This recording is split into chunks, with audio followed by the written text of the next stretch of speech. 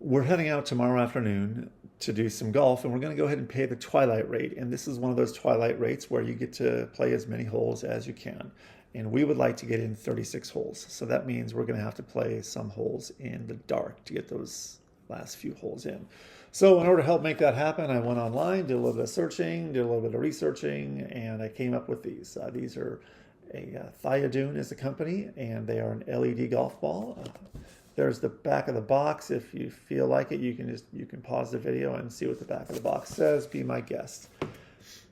What these are a golf ball of sorts that inside has an LED and a battery and a timer and a switch. And now there's different manufacturers that make this. Thiodoon is just one. Generally speaking, the way they work is when the ball experiences an impact, it lights up the ball, and the timer is usually good for 8 to 10 minutes, and then it shuts off. That way it doesn't stay on all the time and totally drain the battery. The battery is good for about 40 hours, maybe 50 hours, they say. So it can last a while. Now, a timer that goes 8 to 10 minutes and then shuts the ball off at the end of that time, that seems a little bit risky to me. If I'm playing a par 4 or a par 5, most likely the ball is going to shut off in the middle of the hole, and that kind of defeats the purpose. If it shuts off, I might lose the ball. And so this is called the upgraded version of the Thiodoon ball. It's the only one I could find where the timer resets to 0 after every impact. And so I went ahead and got these. They were $1 more for the 6. And so that seemed like a no-brainer rather than take the risk of the ball turning off in the middle of the hole and you lose it because you can't see it. So I'm going to take these outside, and the box comes with 6 of them. They're all different colors, and I'm going to hit a couple of them across the yard. Now my yard is such that I can hit a 30, 40, or a 50-yard pitch. So I'm going to go ahead and hit a 40-yard pitch out in my yard just to see how well the ball can be seen as it's flying through the air and how well it shows up on the ground and such. I'm going to be using the camera on my phone.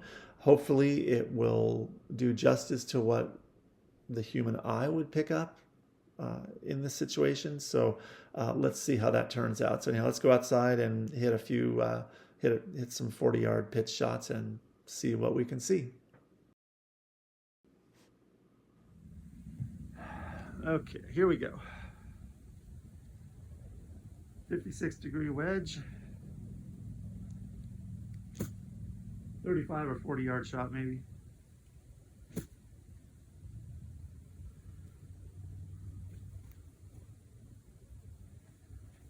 All right.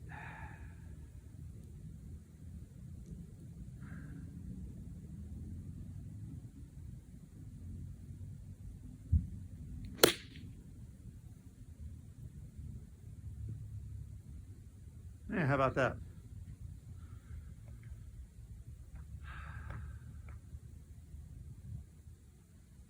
Red one.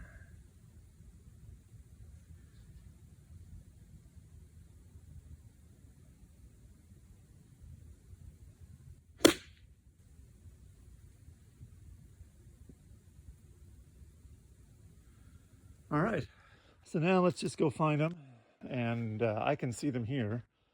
I'm not sure the camera is really picking it up because it's not really pitch dark, and so the camera is probably trying to see things wrong. But you can see them now. Now you can see them about 20 yards away from them.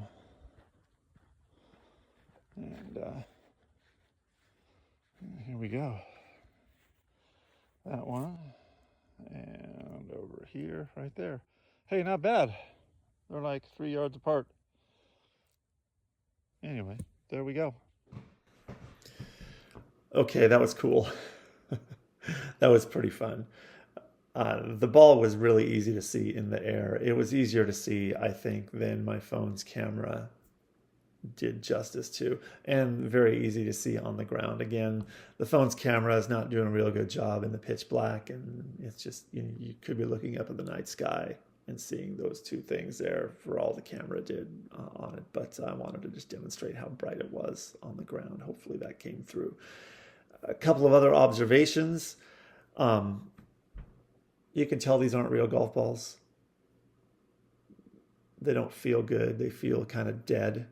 And they also, the sound, the thwack they make is just terrible.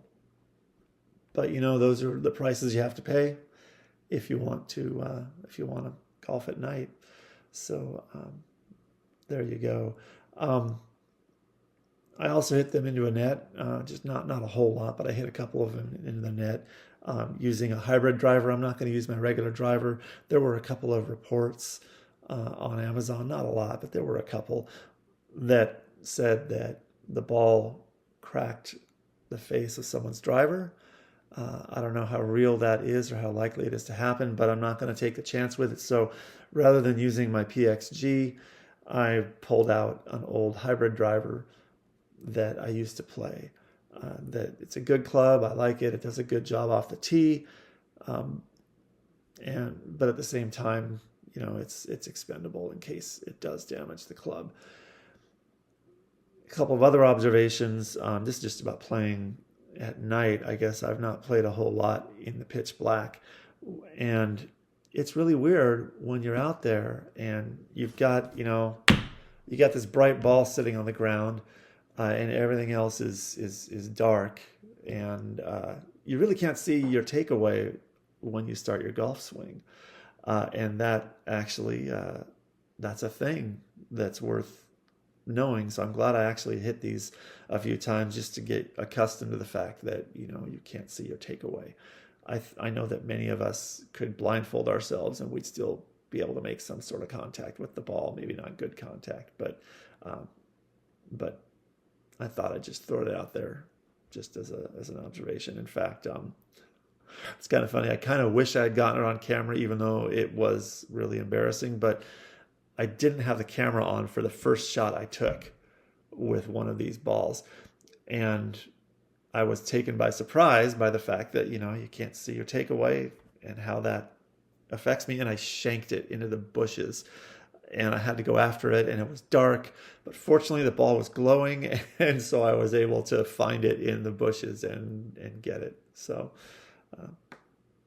anyway, there you go. A few observations on what this ball is like, and I'll go ahead and give some post-round observations after having used the ball on the golf course. So stay tuned for that. Well, we got 36 holes in, and you know what? 12 hours later, I'm still smiling about playing the last 4 holes. There's just something about watching these things fly through the air in the pitch black that just kind of adds a different element of fun that I really don't know how to put to words. So we were doing a lot of chuckling as we were hitting these balls and watching them go. One of the neighbors even got a kick out of it. He came out on his deck to see what the deal was with these, shiny, bright, colorful things flying through the air outside of his home. So I won't be surprised if he buys some. He can talk to us about it for a few minutes. So just, I guess, in summary, these balls are just way, way easy to see, both in the air and on the ground. I mean, you're not really going to lose one of these balls unless you just hit it where you can't physically go. So here's a couple shots a couple videos of a couple of our tee shots. They're not really exciting videos, I know, but I thought I'd throw them in here just in case someone really hasn't gotten their fill yet. Oh, that's freaky. Oh, that's an awesome shot too. Right down the pipe. Oh, that's awesome. A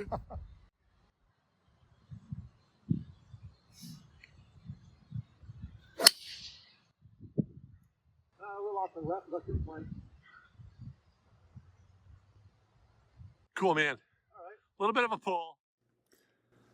So this ball's performance is obviously going to vary from player to player, but I guess a good starting point is to say that for me, iron distances, they seem to run maybe a club or a club and a half short. The ball definitely flies shorter with the irons and it rolls out a little more on the green. I don't think anyone's going to be surprised by that. Um, so I got to play 4 full iron shots. 2 were from the low end of my 9-iron distance, and I hit an 8-iron and managed to get it there. On another, I was at a distance where I would normally play a pitching wedge, maybe to a 9 o'clock swing thereabouts. A full swing got me there pin high on the green. And then I also had a tee shot on a par 3. Normally on that hole, I would hit a 7-iron.